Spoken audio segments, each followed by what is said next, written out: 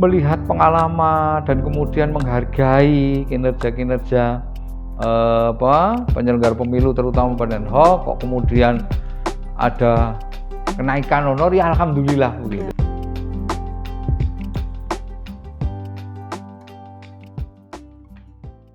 Assalamualaikum warahmatullahi wabarakatuh. Selamat pagi sahabat pemilih, berjumpa lagi dalam talk show KPU Kebumen Menyapa dari Sapa Jadi Tahu.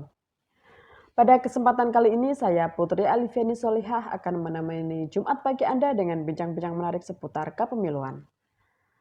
Pada talk show hari ini kita akan membahas tentang kesiapan SDM penyelenggara pemilu 2024 di Kabupaten Kebumen. Sahabat pemilih, pemilu 2024 semakin dekat. Untuk mensukseskan gelaran pesta demokrasi tersebut, KPU Kabupaten Kebumen telah bersiap melaksanakan tahapan pemilu. Salah satunya dengan menyiapkan sumber daya manusia yang berkualitas agar pemilu 2024 dapat terlaksana dengan sebaik-baiknya.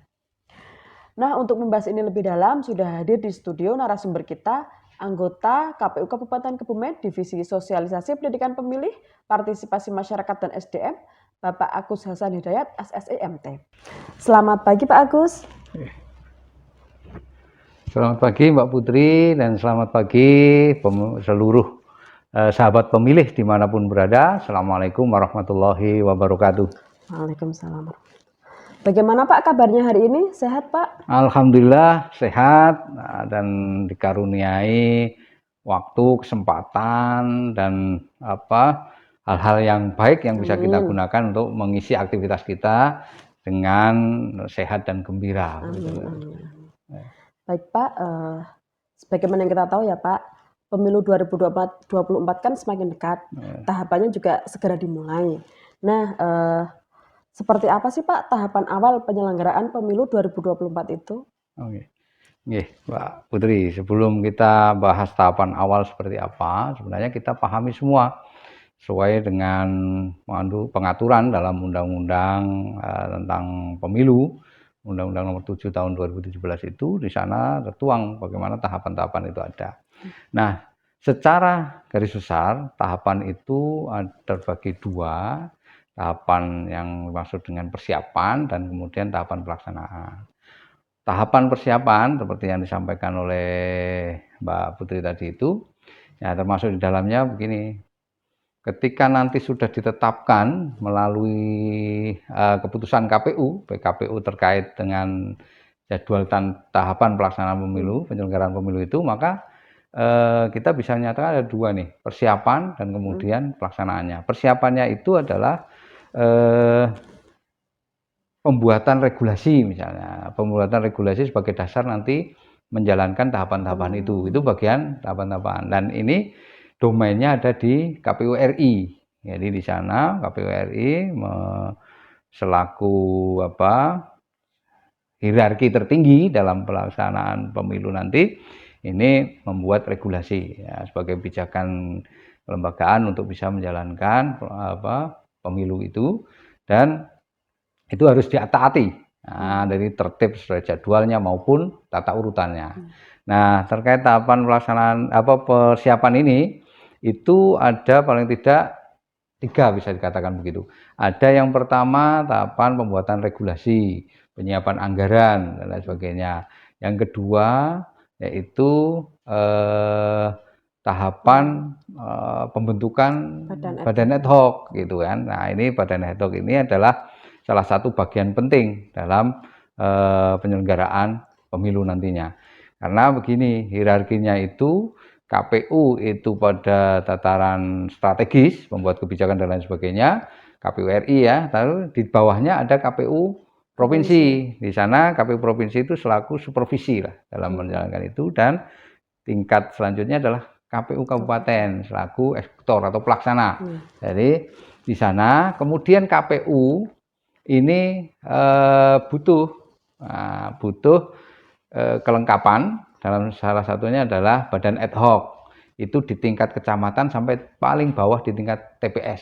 Nah, kalau tingkat kecamatan PPK, tingkat desa PPS, dan paling rendah di tingkat TPS yaitu KPPS. Nah, ini merupakan awal-awal, harus sebagai bentuk persiapan itu dibentuk. Nah, jadi bagian awal persiapannya ya tentu saja membentuk badan ad hoc itu gitu. Terus yang selanjutnya salah satu persiapan awal adalah mulainya pemutakhiran data pemilih, itu bagian-bagian dari awal. Dari itu baru kemudian ada tahapan berikutnya disebut dengan pelaksanaan. Pelaksanaan ini ya mulai pendaftaran peserta pemilunya, kemudian masa kampanye, kemudian ada masa tenang, ada hari pemungutan suara. Nah, sekaligus di situ ada perhitungan dan selanjutnya dilanjutkan dengan rekapitulasi berjenjang. Nah, ini yang bagian-bagian tahapan pelaksanaannya nanti sampai kemudian ditetapkan hasil itu di KPU RI sana.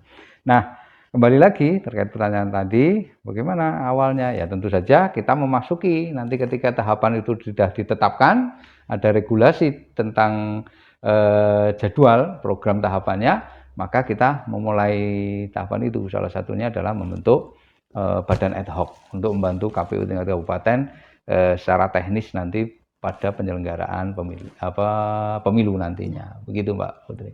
Pak, berarti seperti penjelasan Pak tadi ya, badan ad hoc ini akan dibentuk dari tingkat kecamatan sampai Ya, TPS. TPS. Berarti ujung tombaknya ya Pak ya? Iya, betul. Ujung tombaknya. Nah, terkait pembentukan badan ad hoc ini Pak, hal apa saja sih yang dipersiapkan agar SDM badan ad hoc yang terbentuk itu dapat mensukseskan penyelenggaraan pemilu 2024 besok Pak? Oke. Jadi betul sekali Pak. Ini adalah badan ad hoc itu yang bekerja tentu saja di garda terdepan, terutama di KPPS nanti yang di tiap TPS, karena sesungguhnya pemilu itu adanya di TPS itu. Iya di situ. Nah, bagaimana rakyat itu menentukan pilihannya, melaksanakan kehendaknya untuk memilih pemimpin dan wakil rakyat itu di TPS itu. Maka persiapan-persiapan yang harus dilakukan adalah bagaimana ujung tombak penyelenggaraan pemilu ini, ya, SDM penyelenggara pemilu ini harus memenuhi kriteria sesuai yang ada di Undang-Undang Nomor 7 Tahun 2017. Nah, tepatnya kalau bicara tentang PPK itu di Undang-Undang Nomor 7 Tahun 2017 itu di pasal 51. Kemudian yang PPS di pasal 54. Kemudian terkait KPPS itu di pasal 59. Nah, kemudian ada PPS luar negeri. Nah, itu ada juga dan juga KPPS luar negeri. Nah, jadi di sana juga ada, itu dituangkan di dalam pasal 63 dan 69 kalau tidak salah. Nah, itu semuanya diatur dalam regulasinya. Nah, bagaimana kemudian agar sukses? Tentu saja seluruh yang terlibat di dalam penyelenggaraan itu, terutama penyelenggara pemilunya dari tingkat pusat sampai daerah, terutama yang ada di ujung tombak tadi, badan ad hoc itu harus memahami, ya, bagaimana mereka nantinya bekerja. Tapi sebelum itu ada syarat-syarat yang harus dipenuhi. Nah, ini tertuang dalam Undang-Undang Nomor 7 Tahun 2017 itu di pasal 72. Jadi badan ad hoc baik dari PPK, PPS, KPPS, PP luar negeri sama KPPS luar negeri itu harus memenuhi syarat di pasal 72 itu. Paling tidak ada 8 syarat, misalnya warga negara Indonesia, berusia 17 tahun, berdomisili di setempat begitu kan, terus kemudian memiliki integritas, nah, dan lain sebagainya. Ada 8 syarat di sana. Itu bisa sahabat pemilih bisa dibuka di dalam Undang-Undang 7 nomor 2017, Undang-Undang 7 nomor 2017 tahun 2017 itu, maaf. Nah, di sana persyaratan administrasi itu tidak cukup, tapi kemudian harus ditambah betul bagaimana mereka yang pertama memiliki pengetahuan dan wawasan. Jadi ini harus mereka akan dibekali, kemudian mereka akan dibimbing, melalui bimbingan teknis terkait penyelenggaraan pemilu itu. Nah, ini hal yang sifatnya soft skill ya gitu. Kalau administratif semua terpenuhi begitu, baru mereka harus memiliki wawasan itu tentang kepemiluan, penyelenggaraan pemiluan. Sehingga mereka harus memahami betul bagaimana mereka menjalankan tugasnya begitu. Nah, ini yang penting kiranya dua hal, ketika syarat-syarat secara formalnya tadi yang tertuang dalam pasal 72 di Undang-Undang 7 tahun 2017 tadi juga harus dibekali bagaimana mereka memahami menjalankan tugasnya itu, yaitu penyelenggaraan pemilu tahun 2024 nanti. Nah, ini tentu saja karena ini pemilu yang baru, tentu saja mereka juga harus banyak belajar pula bagaimana paham yang dimaksud dengan pemilu serentak 2024 ini apa, keserentakannya di mana begitu. Terus bagaimana mereka menjalankan tugas-tugasnya itu dengan baik dan benar sehingga pemilu itu bisa berjalan lancar dan sukses sesuai dengan tujuan dari penyelenggaraan pemilu itu. Demikian, Mbak. Oh, ya. Baik, Pak. Berarti kita tadi telah membahas tentang tahapan awal penyelenggaraan pemilu, persiapannya seperti apa, ada pembuatan regulasi, pembentukan badan ad hoc, dan pemutakhiran daftar pemilih, terus penyelenggaraannya. Kemudian kita juga sudah membahas tentang pembentukan badan ad hoc ini, persiapannya harus ini apa, minimal tuh sesuai dengan syarat administrasinya. Setelah itu baru persiapan lebih matang lagi ya, Pak. Iya, kemampuan-kemampuan bagaimana mereka menguasai tugasnya begitu ya. Berarti kita akan membahas lebih dalam lagi ya, Pak ya. Ya. Baik sahabat pemilih, sebelum kita lanjut ke tahap selanjutnya, jangan kemana-mana, kita akan kembali setelah yang satu ini.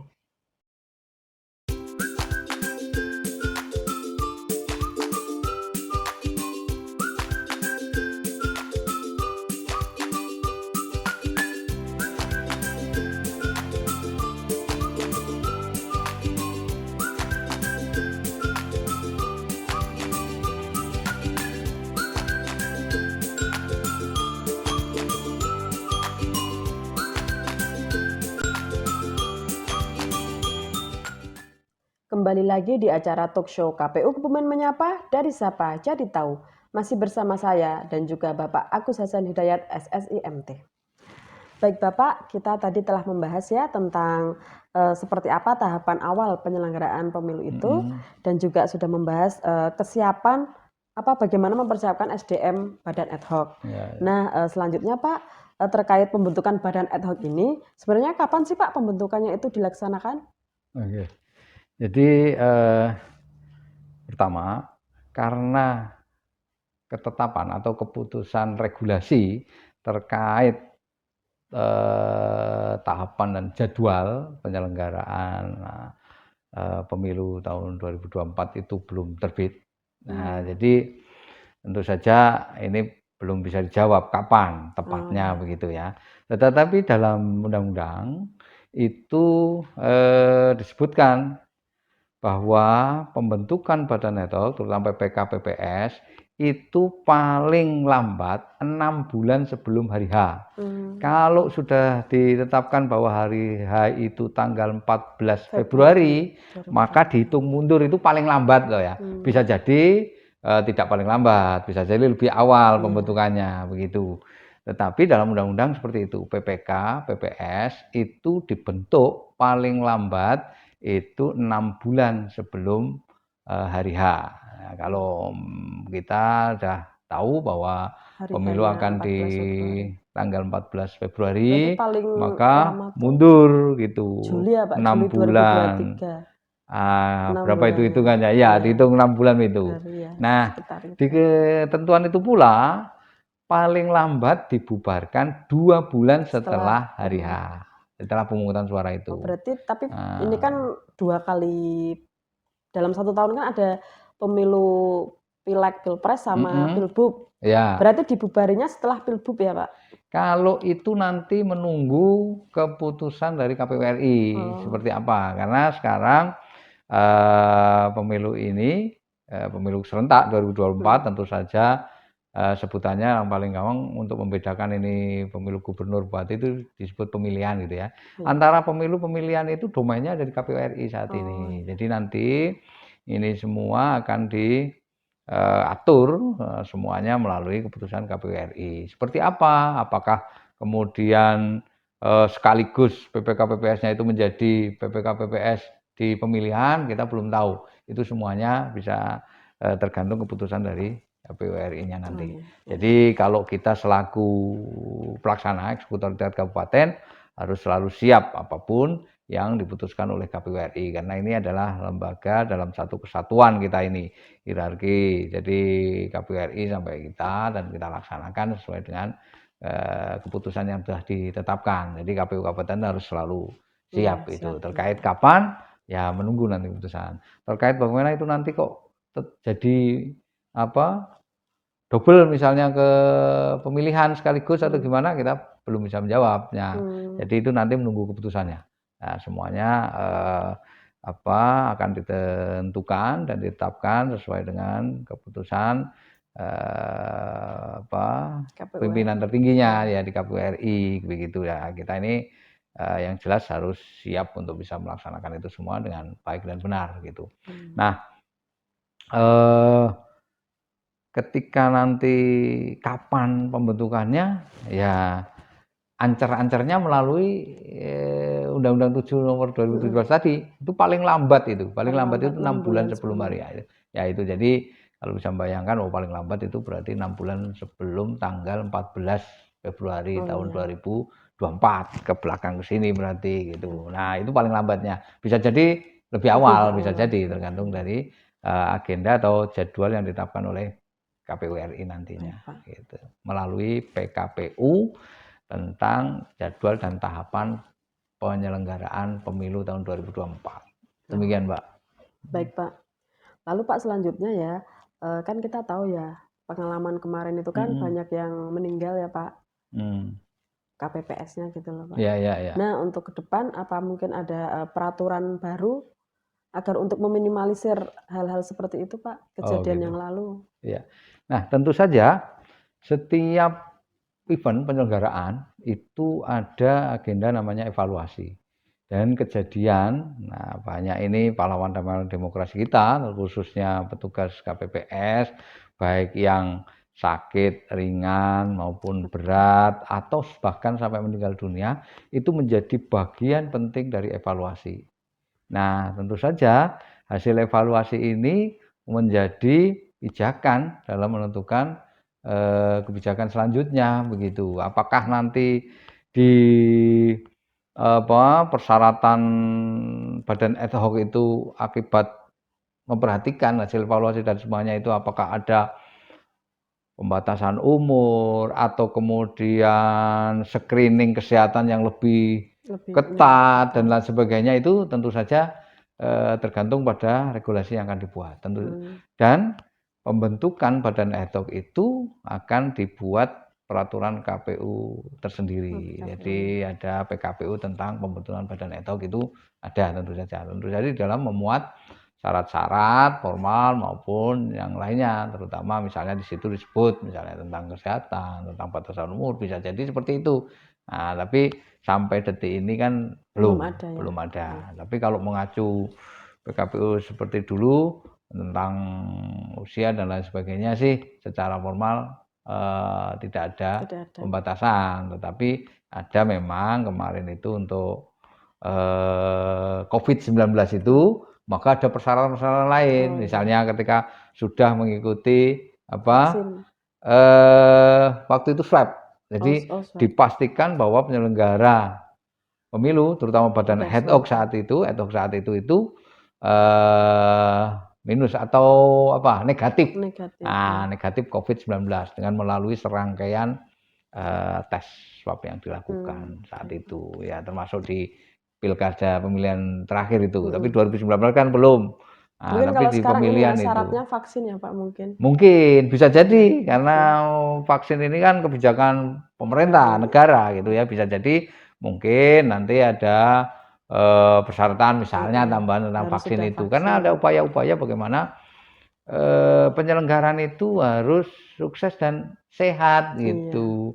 Kesehatan dan keselamatan bagi penyelenggara itu menjadi perhatian penting dalam penyelenggaraan kita dan menjadi hal utama juga yang diperhatikan oleh KPU RI. Seperti itu. Bisa jadi hal-hal itu ada, tapi kan ini belum. Jadi harus semuanya berpijak pada regulasi yang sudah ditetapkan. Nah, gitu. Andai kan itu ada ya kita harus melaksanakan itu gitu, yang menjadi badan ad hoc ya. Misal ada dipersyaratkan sudah vaksin ya, kita mau tidak mau harus melaksanakan itu gitu. Jadi kalau yang sudah berkeinginan jadi badan ad hoc. Nah, harus sudah sebaiknya mikir, ini saya udah vaksin apa vaksin. belum gitu kan. Iya. Vaksin sama sekali apa kedua apa ketiga ini, sampai booster apa enggak. Nah, Sampai itu keempat. udah harus terpikirkan juga toh seluruh warga negara ini harus mendukung kebijakan pemerintah Iya, betul bahwa sekali. vaksin itu adalah langkah-langkah pemerintah dalam memerangi pandemi COVID-19. Saya Iya, kira betul, itu kita betul, Pak. sebagai warga kan harus mendukung juga. Iya, Pak. Ya. Oh ya, Pak, dengar-dengar nih juga ini, Pak, untuk honor badan ad hoc ada Ya, peningkatan, Pak. Apakah benar seperti itu, Pak? kalau itu tentu saja kita yang di kabupaten tidak akan pernah bisa menjawab. Itu Oh, semua tergantung pada kebijakan di KPU RI yang kemudian tentu saja disetujui oleh pemilik anggaran. oh Pemilik iya. anggaran kan pemerintah. Jadi kalau dalam penyelenggaraan pemilu itu ada 3 stakeholder. Stakeholder kunci, stakeholder utama, dan stakeholder pendukung. Stakeholder Hmm, kunci ini ada pemerintah, ada Polri, dukung TNI, kemudian ada kejaksaan. Nah, stakeholder utama ini ada peserta pemilu, penyelenggara pemilu, dan pemilih itu sendiri. Nah, hmm, pendukung itu tentu saja ada LSM, NGO, iya. ada media massa, tokoh masyarakat, dan lain sebagainya. Nah, ini kalau bicara tadi itu gimana? Ya, yang pegang kunci ini, Oh iya, stakeholder kunci ini menentukan pemilihan anggarannya.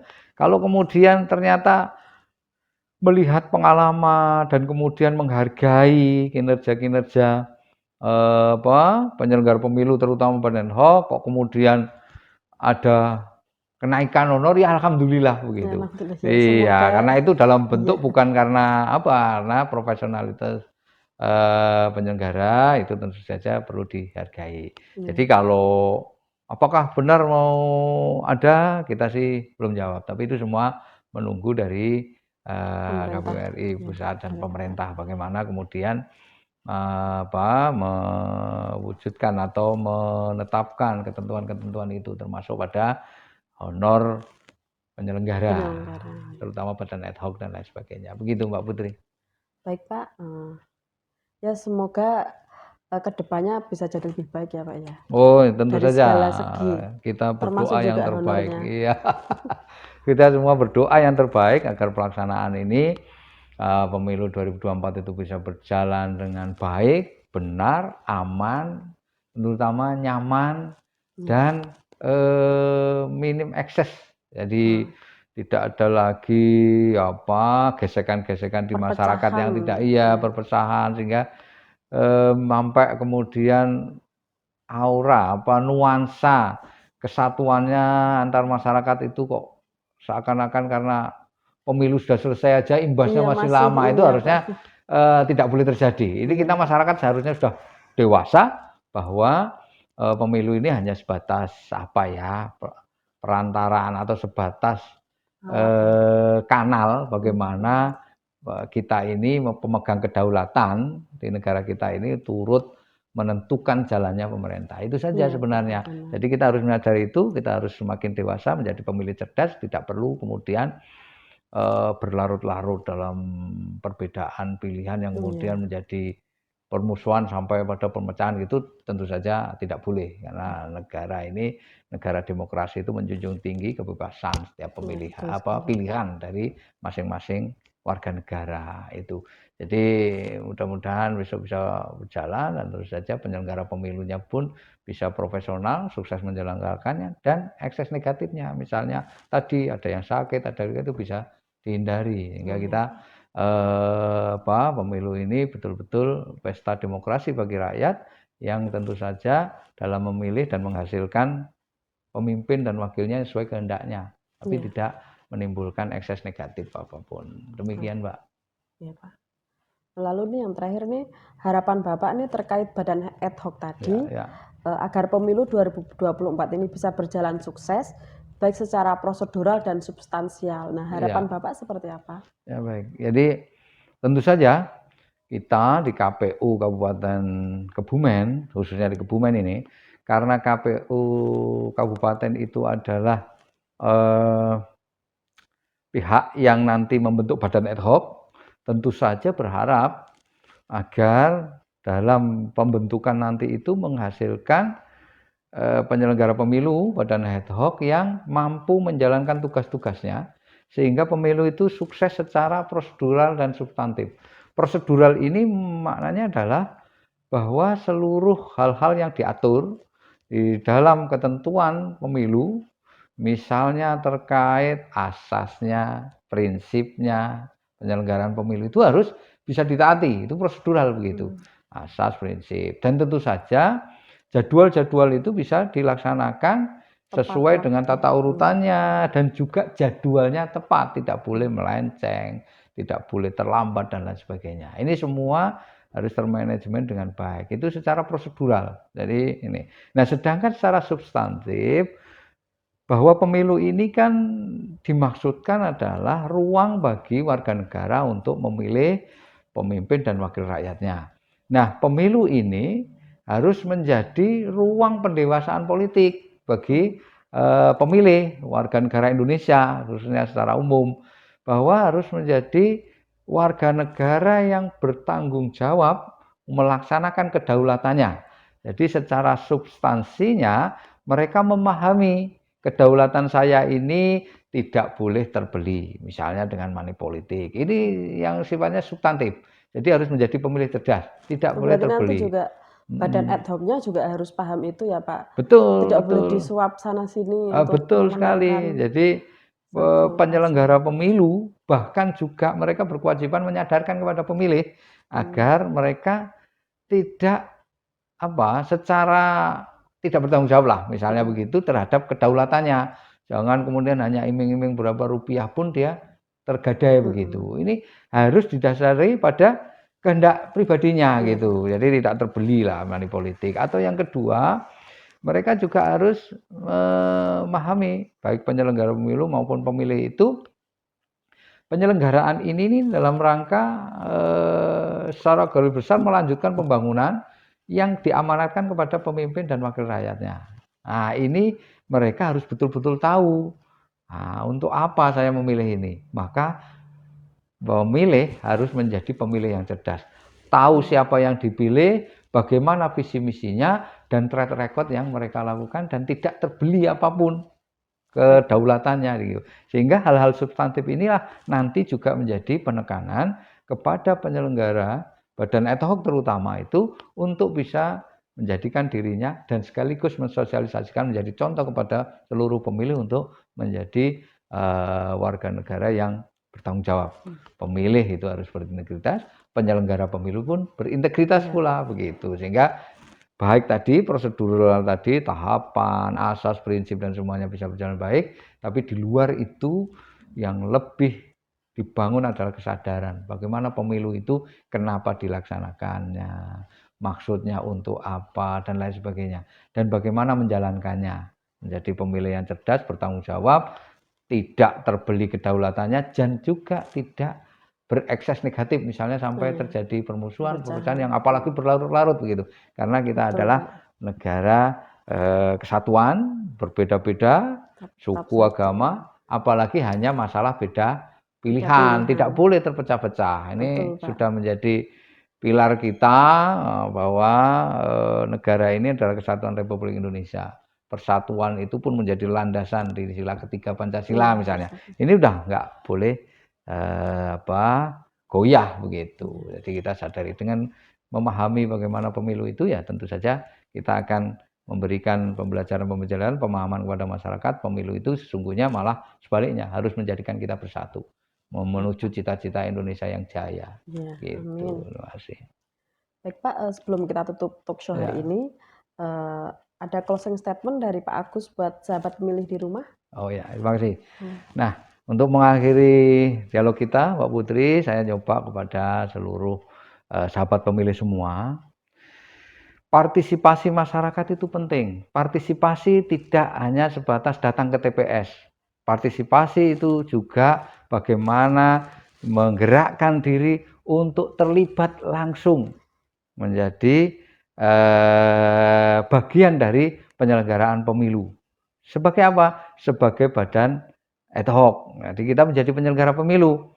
Nah, kami berharap, saya mewakili KPU Kabupaten Kebumen, agar seluruh masyarakat atau warga negara Indonesia khususnya di Kabupaten Kebumen untuk turut aktif berpartisipasi dalam penyelenggaraan pemilu tahun 2024 menjadi penyelenggara pemilu. Tentu saja bagaimana persyaratannya, bagaimana harus berlaku dan bisa menjadi penyelenggara pemilu itu semuanya sudah diatur dalam Undang-Undang Nomor 7 Tahun 2017. Itu bisa dilihat di pasal 7. Nah, di Undang-Undang 7 pasal 72 maaf, pasal 72 di Undang-Undang 7 tahun 2017. Nah, kami berharap semuanya bisa terlibat secara aktif, berpartisipasi untuk mensukseskan pemilu di Indonesia tahun 2024 demi kemajuan bangsa kita, menatap lebih jauh Indonesia ke depan dan menuju cita-cita Indonesia yang adil, makmur dan sejahtera. Demikian dari saya Mbak Putri, mudah-mudahan menjadi hal yang bermanfaat bagi kita semua dan menjadi pencerahan bagi kita semua bagaimana pemilu itu harus atau wajib dilaksanakan dengan berintegritas dan sukses untuk menghasilkan pemimpin dan wakil rakyat yang dihendaki oleh rakyat. Baik Pak, terima kasih sekali atas ilmu yang dibagikan di sini kepada kita dan juga kepada sahabat pemilih dimanapun berada. Lain waktu semoga dapat kita sambung lagi Pak dengan bahasan-bahasan yang tidak kalah menarik dan informasi terbaru tentunya. Iya. Baik sahabat pemilih yang budiman, demikian tadi talk show kita pada hari ini bersama dengan anggota KPU Kabupaten Kebumen Divisi Sosialisasi Pendidikan Pemilih, Partisipasi Masyarakat dan SDM, Bapak Agus Hasan Hidayat SSIMT. Semoga tayangan ini dapat bermanfaat bagi sahabat pemilih dimanapun berada. Nantikan sapaan kita selanjutnya dalam talk show KPU Kebumen Menyapa, dari Sapa Jadi Tahu. Jangan lupa like, komen, dan subscribe channel YouTube KPU Kebumen. Saya Putri Alifiani Solikah pamit undur diri. Wassalamualaikum warahmatullahi wabarakatuh.